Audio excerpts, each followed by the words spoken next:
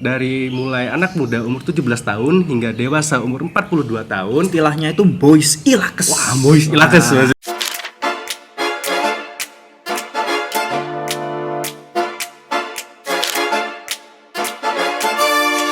Assalamualaikum warahmatullahi wabarakatuh. What's up, Dots? Kembali lagi di channel Dots Reaction Studio di program Madesu, Makna Desain Sesungguhnya.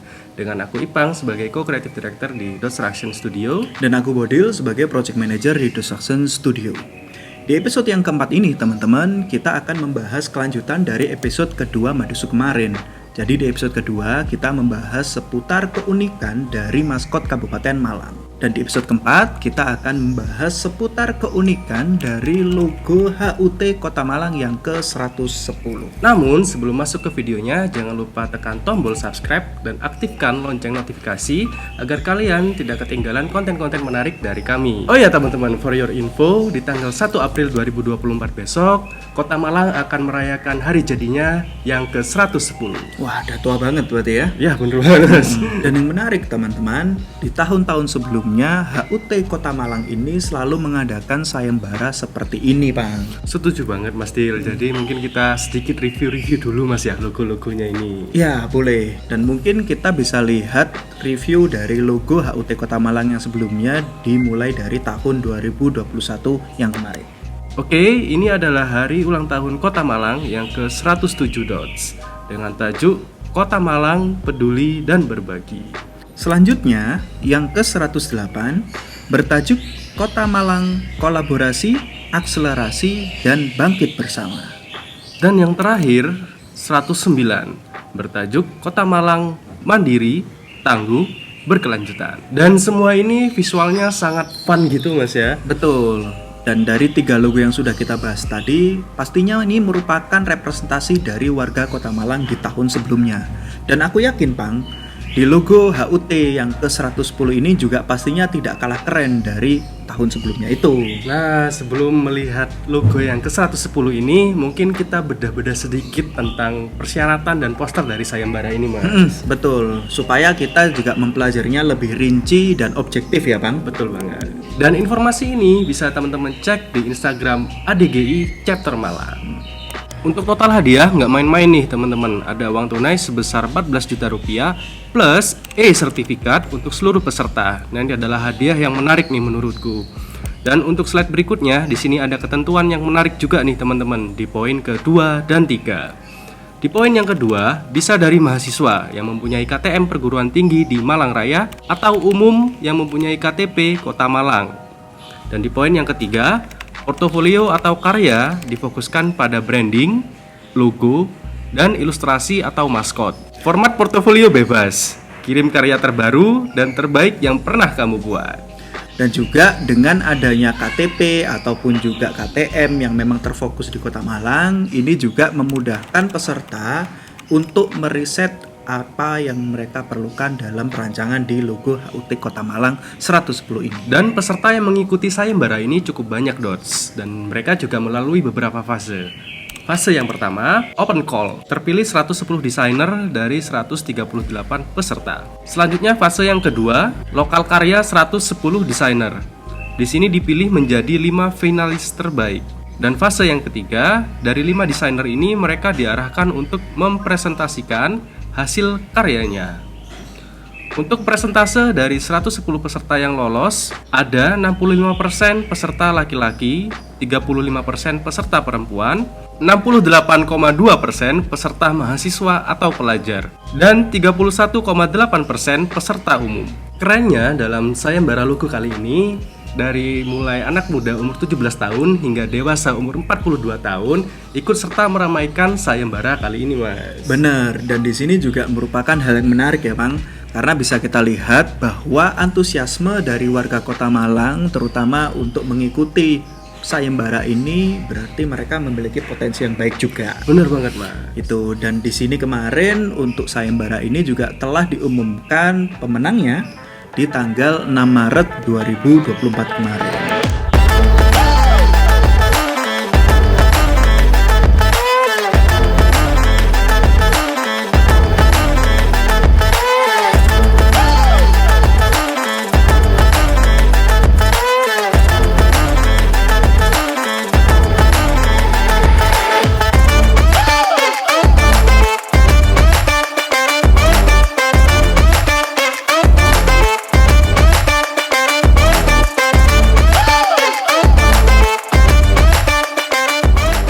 Wah, ini karyanya keren-keren banget sih kalau menurutku Mas Dil.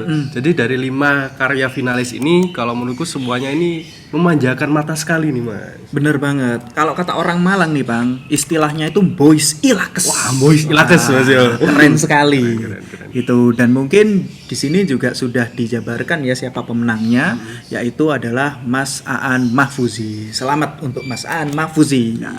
Dan di sini teman-teman, ADGI Chapter Malang selaku inisiator dan juga juri dalam sayembara logo HUT Kota Malang ini telah memaparkan konsep dan ide besarnya. Di poin ide pokok, di sini ada 4 pilar yang penting dan menurutku juga cukup menarik sih. Ada poin pemerintah, masyarakat, sejarah, dan alam. Jadi, dengan menyatukan keempat pilar ini, kita dapat melihat perjalanan Kota Malang sebagai alur yang dinamis, penuh kehidupan, dan terus bergerak maju. Seperti sungai yang memberikan kehidupan untuk sekitarnya, begitu juga 4 pilar utama tersebut dapat membentuk jati diri dan masa depan Kota Malang. Lalu di slide berikutnya, di sini kita bisa lihat bahwa ada 3 hal yang juga dibahas oleh perancang yang bersangkutan, yaitu analogi, bahwa Kota Malang merupakan atau dianalogikan sebagai sebuah sungai kehidupan. Yang mana di sini Kota Malang mampu menjadi simbol kehidupan yang mengalir, memberikan keberlanjutan bagi masyarakatnya, dan menghubungkan berbagai aspek dalam seluruh komunitas. Serta di sini perancang juga menyertakan kata kunci, yang mana garis besarnya adalah berselaras untuk Kota Malang berkelas.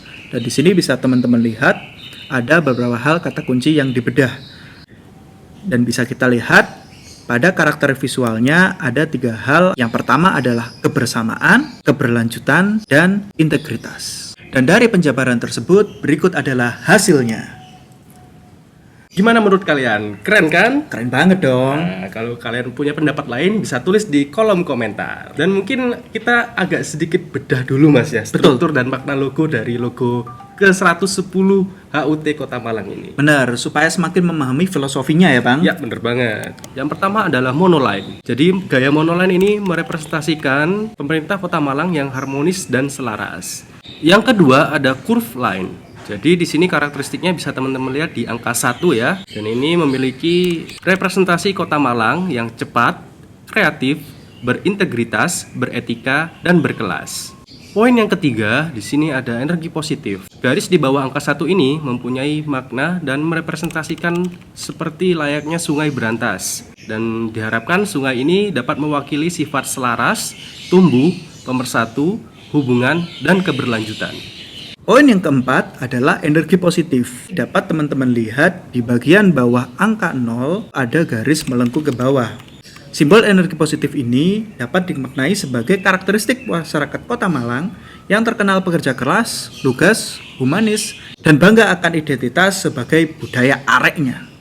Yang kelima adalah 4 pilar pembangunan, yang mana di sini direpresentasikan dengan adanya 4 bintang yang ditempatkan di samping teks kota. Pemaknaannya adalah di sini 4 bintang tersebut merepresentasikan 4 program pembangunan Kota Malang yang berpedoman pada Rencana Pembangunan Jangka Panjang atau RPJP Kota Malang di tahun 2005 sampai 2025. Kemudian poin terakhir adalah poin ke-6, yaitu biru berkelas. Dimaknai dengan penggunaan warna dasar biru yang ada dalam angka 110. Warna biru berkelas ini diharapkan memiliki sifat yang kreatif, imajinatif, kebijaksanaan, dan pemikiran mendalam yang seluruhnya dapat mewakili cita-cita Kota Malang menjadi kota yang berkelas di mata dunia pastinya.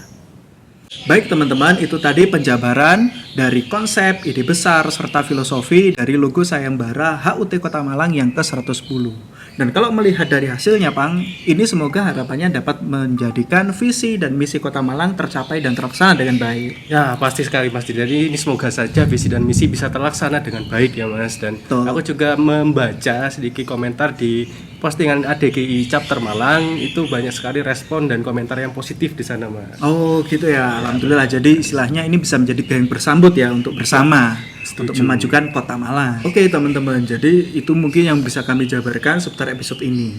Nah, di penghujung sesi ini, mungkin kalau dari Ipang sendiri, ada gak kira-kira kesimpulan untuk apa yang sudah kita bahas? Oke, tentunya ada dong. Untuk yang pertama nih buat teman-teman di luar sana, para pelaku kreatif, jadi teman-teman bisa mengikuti lomba-lomba yang seperti ini, jadi biar bisa mengasah bakat dan kreativitas teman-teman. Betul. Gitu.